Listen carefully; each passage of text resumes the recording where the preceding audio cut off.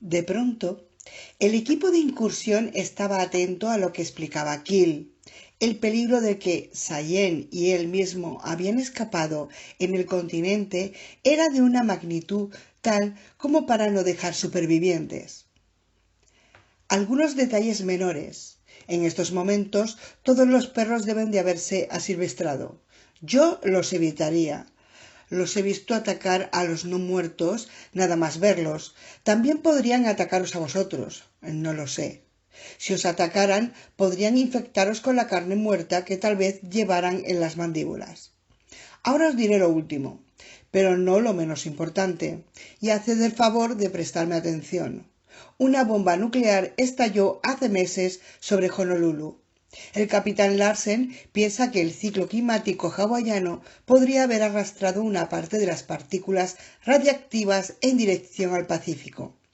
Con todo, os recomiendo que evitéis todos los objetos grandes y metálicos, como autobuses escolares y tractores con remolque, si se hallaban en la línea de visión de la explosión nuclear. Lo más probable es que estén radiactivos, como un camión de bomberos en Chernóbil. Pero no es este el último lo que más tiene que preocuparos. Por motivos que desconocemos, la radiación tiene un profundo efecto sobre las criaturas. Huck le interrumpió de nuevo. Hemos leído los informes de inteligencia que se vuelve algo más rápidas. No tendremos problemas con eso. Vale, Huck, como parece que ya lo sabes todo, ¿por qué no te pones tú al mando en esta misión? Mi trabajo con vosotros ha terminado. Buena suerte. Huck, cierra la boca de una vez, coño, y déjale que hable, dijo uno de los otros hombres. Yo estoy tomando notas, y no me importa una puta mierda lo que pienses tú sobre los informes de inteligencia. Yo sigo escuchando. Quédate, por favor, y acaba de contárnoslo. Kill ya se lo había esperado y se volvió para proseguir como si no hubiera ocurrido nada. Muy bien. Entonces, como os decía, la radiación los vuelve muy veloces y más inteligentes. Pero no tendréis que preocuparos tan solo por su velocidad. Diréis que me he vuelto loco y me dará igual, pero la noche que... Esperad un segundo. Dejadme que lo busque. Kill revolvió sus notas en busca de un incidente específico que tal vez le encendiera la bombilla de Huck. Está aquí. Yo huía y me refugié en una casa abandonada. Mientras miraba lo que podía encontrar por el piso de abajo, se me cayó algo que llevaba en la mochila y me alerté así de mi presencia a una criatura que estaba fuera. La criatura agarró una hachuela y se puso a golpear la puerta con ella para poder entrar. Aquella misma noche escapé por una ventana del piso de arriba. Al día siguiente había trepado a lo alto de un autobús escolar para poner a salvo mis cosas y entonces la misma criatura me atacó con la hachuela. Supe que era la misma criatura porque el día antes me había arriesgado a echarle una ojeada por el ojo de la cerradura. No me ocupo ninguna duda de que, distinta a los demás, las he visto correr y a veces razonar, al menos en un nivel muy rudimentario. También los he visto hacerse los muertos después de que les pegasen un tiro. Perdí un marine a sus manos a bordo de un guardacostas, una embarcación de la que se había adueñado un pequeño número de no muertos irradiados. Yo digo que los que tienen habilidad son el 10% superdotado, porque he visto que 1 de cada 10 son distintos. También querría añadir algo a lo que no puedo demostrar, pero que tal vez tenga alguna importancia. Esta isla sufrió el ataque nuclear en su centro de población. Apuesto a que mi teoría del 10%, que sí es apropiada para el continente, no se aplicará en esta isla. La proporción de criaturas irradiadas será mucho más alto. Podría ser que aquí estuvieran irradiadas 3 o 4 de cada 10. El mismo momento antes le había defendido contra Huck, saltó con su propia pregunta. Me llamo Rex. Quizá no te acuerdes. Querría preguntarte por tu experiencia en movimiento y evasión. ¿Hay algo especial acerca de nuestra manera de movernos que tengamos que saber? Buena pregunta. La mejor manera de evitar sorpresas es que mantengáis siempre un área de seguridad de 3 metros de diámetro a vuestro alrededor. Ya me entendéis, la clase de sorpresas que lo agarran a uno y lo arrastran hacia la ventanilla de un coche, o cortan manos de un mordisco al abrir la nevera de un colmado en ruinas. ¿Eh? Respondió Rex confuso. Kil prosiguió. Puede que esto se contradiga con todo lo que aprendisteis antes de lo que los muertos caminaran. Tenéis tendencia a mantener el cuerpo pegado a todo lo que pueda cubriros, a paredes y demás. Si actuáis de ese modo al luchar contra esas criaturas, podéis morir. ¿Qué clase de dispositivo de visión nocturna empleáis? Empleamos las PVS-15 y las PVS-23. También llevamos una mira híbrida, visión nocturna con visión térmica. Es buena para la identificación visual de cuerpos calientes. ¿Por qué? Probablemente ya lo sabéis, pero los ojos de los no muertos no se van a reflejar en vuestros anteojos como los de un ser vivo. Ese es un motivo para que no os guiéis por la visión térmica. Entendido. Kil se acercó a los hombres y les estrechó la mano. Buena suerte, muchachos, os la deseo en serio. Gracias, comandante.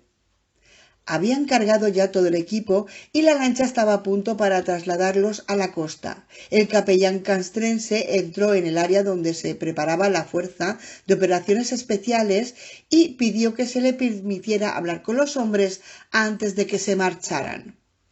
Sé que algunos de vosotros ya no creéis en Dios, pero hay otros que sí, y yo sé que sigo creyendo en Él, y querría ofrecerme una plegaria con vosotros, muchachos, si no os importa, un rezo porque volváis sanos y salvos. Adelante, dijo Rex. Roguemos. Los hombres inclinaron la cabeza, el capellán prosiguió. Señor, estos hombres caminarán dentro de poco por el valle de la muerte.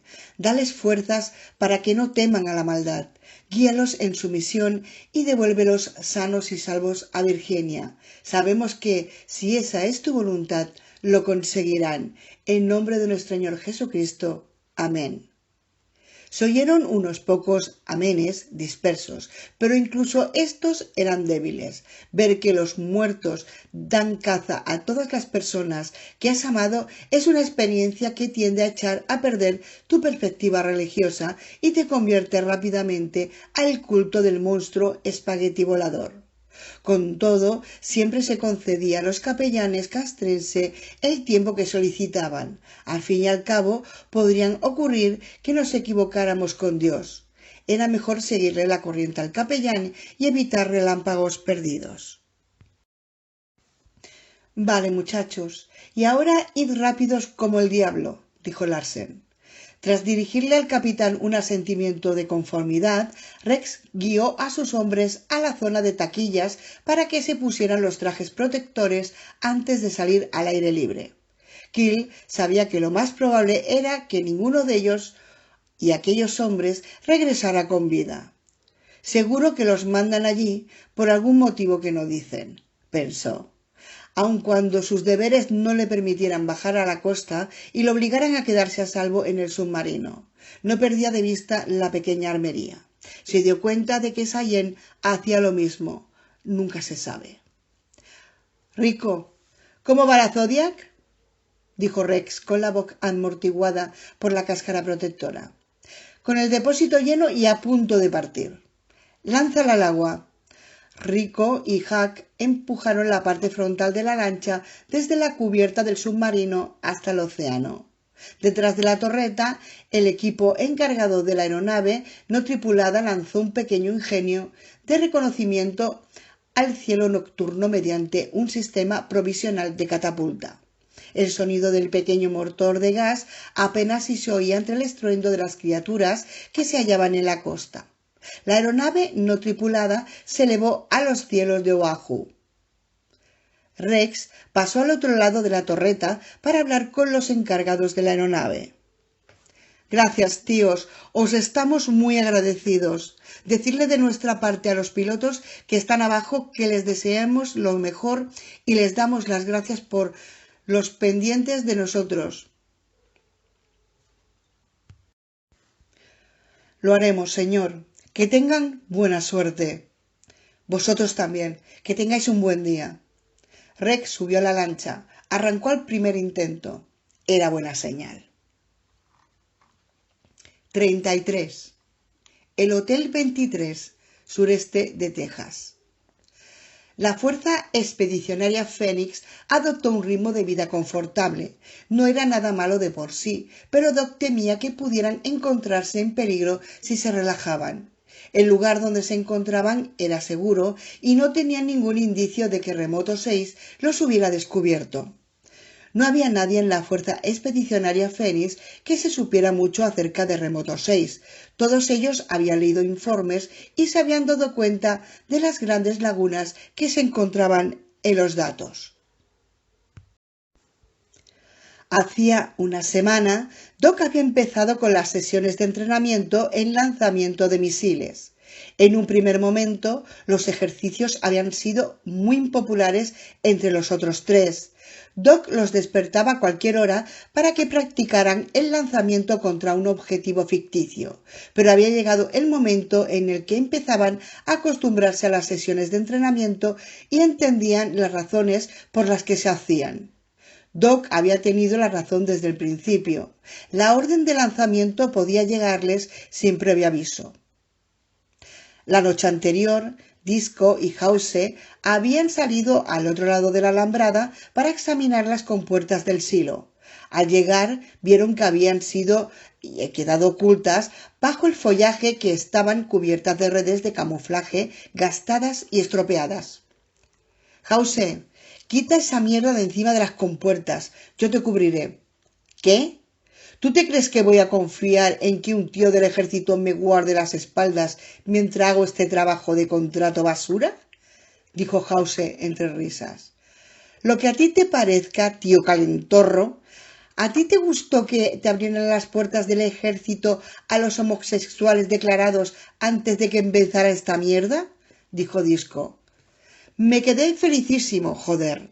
Así me tocan más mujeres. Mientras no me asusten a los caballos, me importa un pepino lo que hagan el resto de tíos en el cuartel. Acaba de despejar la puerta y así nos podremos marchar de aquí. Ambos oyeron un sonido, demasiado fuerte como para que hubiera sido el viento. ¿Qué ha sido eso? Dijo Disco casi en susurros. Mierda, prepárate, Disco, yo controlo el este, tú el oeste. Sí. Observaron sus respectivas áreas en busca de movimiento. No están muy lejos, quédate cerca de las compuertas del silo, dijo Disco. Pasaron unos minutos. El viento recobró fuerza y agitó los árboles de una y otra dirección en un radio de 10 metros. He visto algo, le dijo Disco a House en voz baja, sin volver el rostro. Al instante, House se apostó hombro con hombro al lado de Disco, empuñó la carabina y activó el láser infrarrojo. ¿Dónde está, tío?, preguntó. Disco levantó su propia carabina y activó el láser. Allí, mira, ¿qué coño es eso? Una nube se apartó y dejó a la vista una luna llena que iluminó todo el lugar. En situaciones de estrés como esa, las mentes de los hombres tienen tendencia a degradarse y desquiciarse. Así que, por supuesto, el primer impulso de House fue tirar del gatillo. Se oyeron los sonidos sordos de los disparos. Las balas se hundieron en carne. El sonido era trágicamente familiar. La criatura avanzó hacia ellos desde la penumbra que envolvía los árboles. Instintivamente, Disco y House dispararon 3 cartuchos contra el cráneo de la criatura. La cabeza de ésta explotó y los trozos podridos del tercio superior saltaron hacia el cielo nocturno. La criatura cayó al suelo a 3 metros de donde estaban ellos y poco después se oyó el sonido de las astillas del cráneo que descendían entre el follaje. —¡Qué puta mierda! —exclamó House. Tío, cállate. ¿Es que quieres que vengan todavía más? No grites. Disculpa, es que esta vez lo hemos tenido muy cerca. ¿Puede ser que nos acechara? Ese sonido... Y he disparado tan solo porque he sentido que alguien me miraba. Yo también lo he oído, dijo Disco. Vale, joder, cúbreme de nuevo. Voy a despejar las compuertas y luego nos marchamos. Puede que sean los nervios, pero tengo la sensación de que vuelven a observarme. Mira esa criatura. Parece nueva, comentó Disco, al tiempo que contemplaba el cadáver. Concéntrate, mantente a distancia. Quizás sea radiactivo. Los de inteligencia dijeron que las bombas los conservaban y los volvían más peligrosos.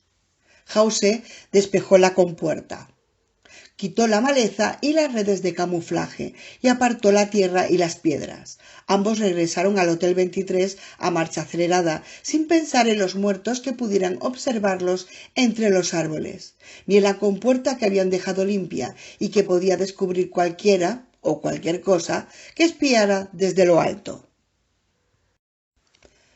Remoto 6. 2 semanas después de que empezara la plaga. ¿Situación? Gritaba una voz entre las sombras. Bueno, podríamos decir que las ciudades han quedado inhabitables. Explíquese mejor. Pero bueno, por Dios bendito, ¿qué coño quiere usted que le explique? DC Nueva York, Atlanta, Los Ángeles, Seattle. No hay nada que explicar. Todo el mundo ha muerto. El operador pulsó una secuencia de botones en la pantalla táctil y apareció la imagen por satélite de una metrópolis insular. Manipuló la escala mientras la ominiosa figura que asomaba por detrás de su hombro izquierdo miraba. El operador contempló el conjunto y luego agrandó la imagen de Manhattan. Los escombros dispersos y los esporádicos incendios daban la forma a la escena que aparecía en las pantallas. Lentas figuras caminaban pesadamente por entre el humo y deambulaban por las calles. Ambos se fijaron en un movimiento más rápido. Un pequeño grupo de supervivientes, armados con bates de béisbol, se movían en torno a las criaturas, por entre los coches abandonados. La mecánica orbital del satélite de reconocimiento que se encontraba sobre Nueva York hizo que el visionado de las imágenes adoptara un ángulo extraño. Los dos hombres observaron en silencio a los supervivientes. Están condenados. El fenómeno se difundía con excesiva rapidez y no había ningún lugar donde pudieran refugiarse. El túnel de Lincoln vomitaba humo por sus dos extremos. Los aviones de combate habían destruido ya los puentes en un intento fallido por impedir que continuara el contagio. Habían cerrado el establo después de que el caballo huyera. Las escasas noticias que aún se retransmitían habían informado de que incluso las personas que morían por causas naturales se levantaban también. Los analistas de datos habían formulado una única hipótesis. Todo el que se haya expuesto al aire libre debe de transportar dentro de su cuerpo durmiente la causa de la anomalía. La negra figura que estaba en pie frente a las pantallas que informaban de la situación era conocida por el nombre de Dios. Allí los nombres de verdad eran inútiles y quedaban ocultos bajo un tabú. Los nombres código que les habían dado tenían como función el representar de manera aproximada las posiciones de las personas que designaban. Dios había iniciado su carrera en la dirección de operaciones de la CIA y había concebido y ejecutado programas de operaciones secretas dentro del territorio de Estados Unidos. Le habían entrenado los mejores, los más brutales. Su maestro había muerto hacía tiempo y tenía el dudoso pero altamente secreto honor de haber creado las reglas de juego por las que se había regido la operación Northward, un programa de falsos atentados terroristas dentro de Estados Unidos para asesinar civiles y culpar a elementos radicales. Su propósito era suscitar el apoyo de la opinión pública de cara a una invasión militar de Cuba. Dios era un prodigio de verdadera tiranía. Su organización secreta había invertido el dinero necesario para que nacieran Google y otros gigantes de DARPANET. En los niveles más elevados de inteligencia secreta, su organismo, en colaboración con la Agencia de Seguridad Nacional, tenían acceso directo y sin cortapisas a todo. Correo electrónico privado, búsquedas de personas individuales en la web, todo. La antigua identidad de Dios había desaparecido y en algún lugar de Virginia la habían reemplazado una estrella en la pared. Poco después de que desapareciera, se le dio la orden de que se pusiera al mando de lo que tan solo unos pocos miembros del gobierno conocían bajo el nombre de Remoto 6. Solo Dios sabía lo demás. En las altas esferas había muchos laboratorios secretos de ideas que trabajaban tan solo en obtener información. Remoto 6 también, por supuesto, pero además también llevaba a cabo misiones. Podía tomar decisiones y realizar operaciones cinéticas con los recursos y el poder que les otorgaban unas autoridades temerosas, personas que no querían ensuciarse las manos ni conocer los detalles. Este nodo de toma encubierta de decisiones no se encontraba en lugar cercano al Distrito de Columbia. Su existencia transcurría lejos del radar político y de la influencia de posibles canallas y de políticos soñadores recién elegidos. Remoto 6 había sido fundado antes de la Segunda Guerra Mundial y habían tenido un papel en todo, desde el lanzamiento de la bomba atómica sobre Japón hasta el asesinato de oficiales del ejército norvietnamita dentro del programa Fénix, pasando por operaciones de desestabilización similares y más recientes en el Próximo Oriente. Remoto 6 tomaba las decisiones importantes. La separación de poderes garantizaba el equilibrio entre estos y la fachada del gobierno constitucional, pero entidades secretas como Remoto 6 tiraban de los hilos tras el telón del mango. En las entrañas de Remoto 6 había dos sistemas gemelos de computadores cuánticos avanzados bajo el control de Dios. Discos duros múltiples y redundantes de hologramas cuánticos preservaban la totalidad del conocimiento humano, desde las técnicas necesarias para hacer fuego hasta los detalles del gran colisionador de hadrones y mucho más. Todas las canciones jamás compuestas y todas las películas jamás filmadas se habían almacenado y archivado allí. Se realizaban exploraciones periódicas de la totalidad de Internet y todo quedaba registrado también mediante el almacenamiento cuántico.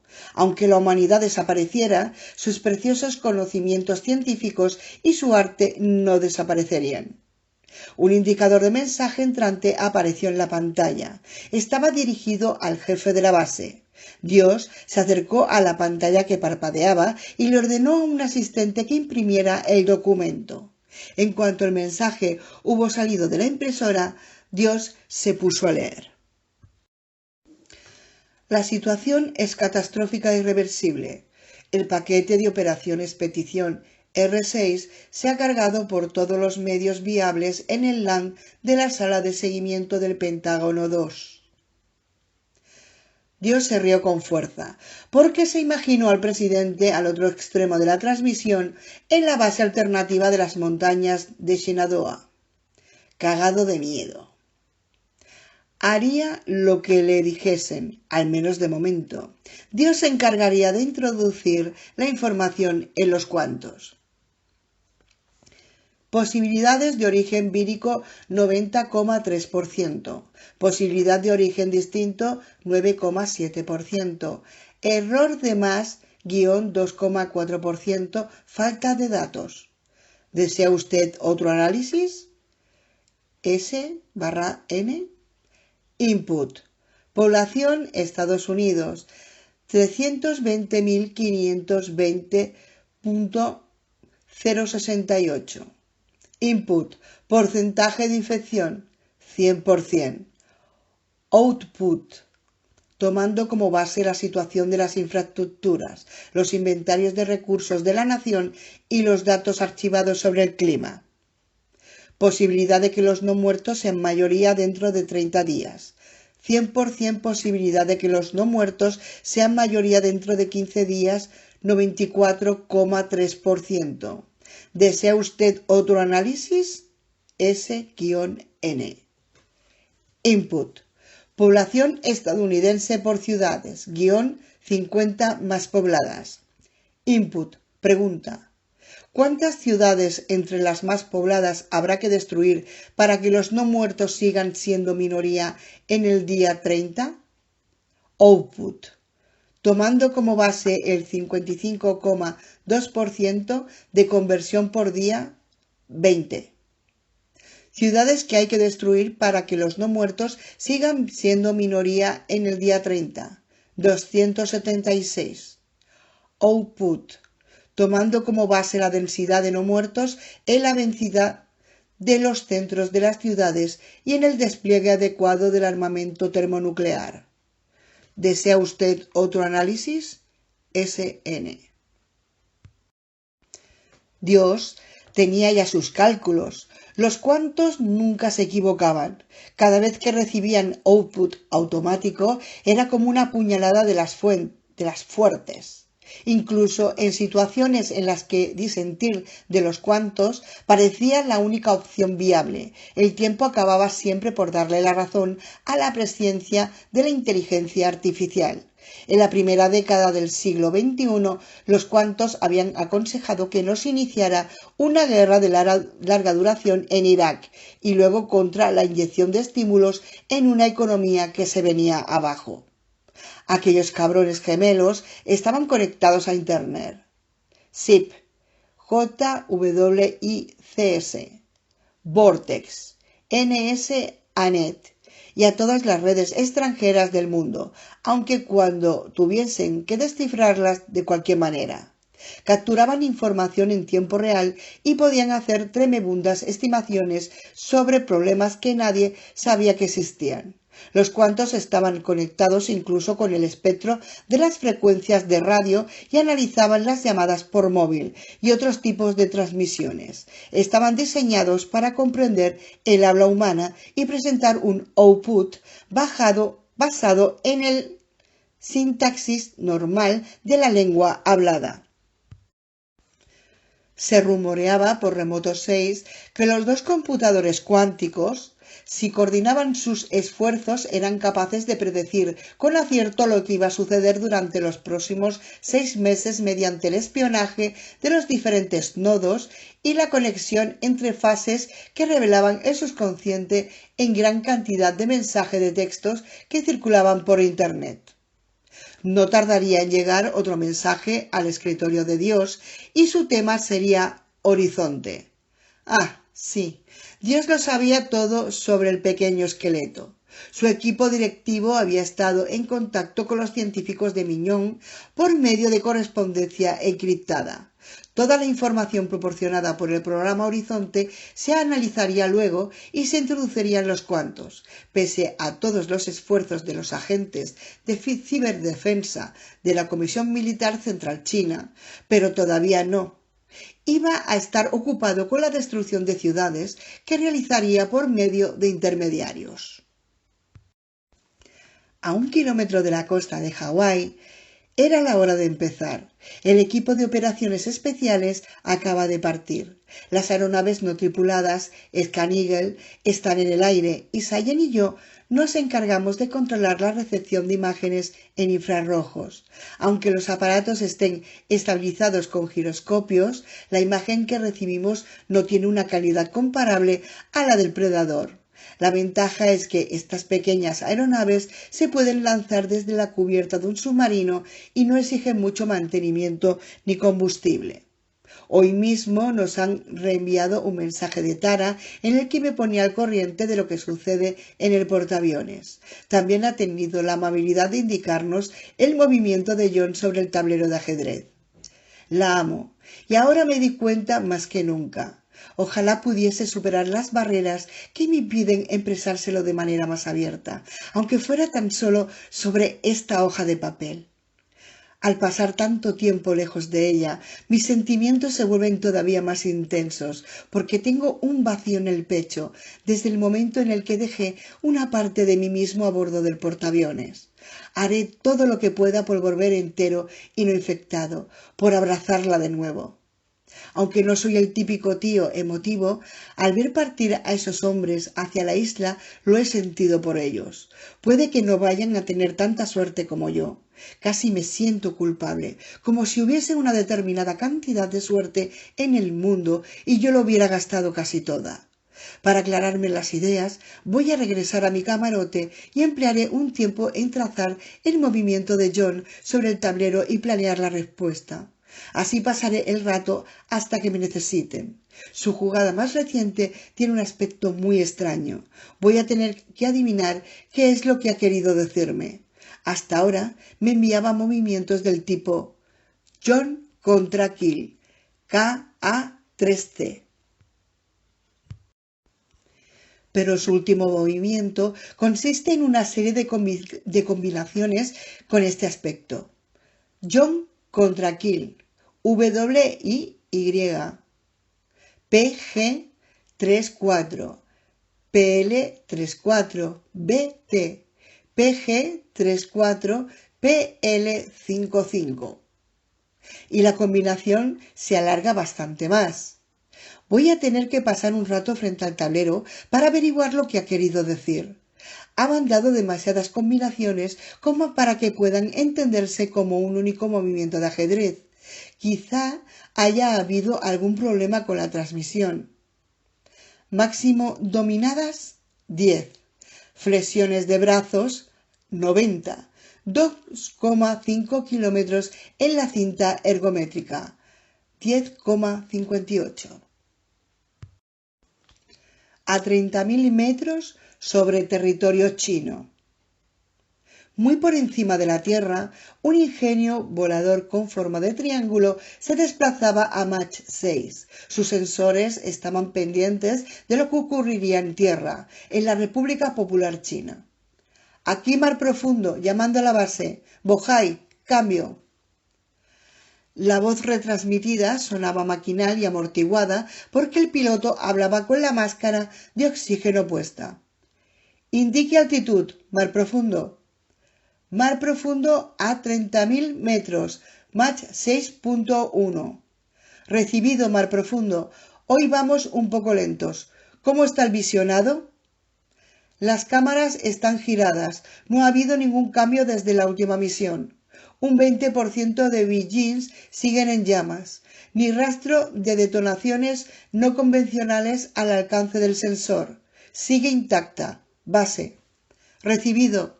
¿Cree que podría ir hoy mismo hasta Moscú, mar profundo? A base. Eso serían 32.000 millas náuticas de vuelo. Podría llegar en 38 minutos. ¿Prioridad 1? No, mar profundo. Esta vez no es prioritario. Recibido, base. Me mantengo en la prioridad indicada por el gobierno en funciones. Entendido, mar profundo. Solo queríamos saber si tendría tiempo. La nave negra prosiguió con su patrulla hipersónica sobre las regiones de Bohai en China.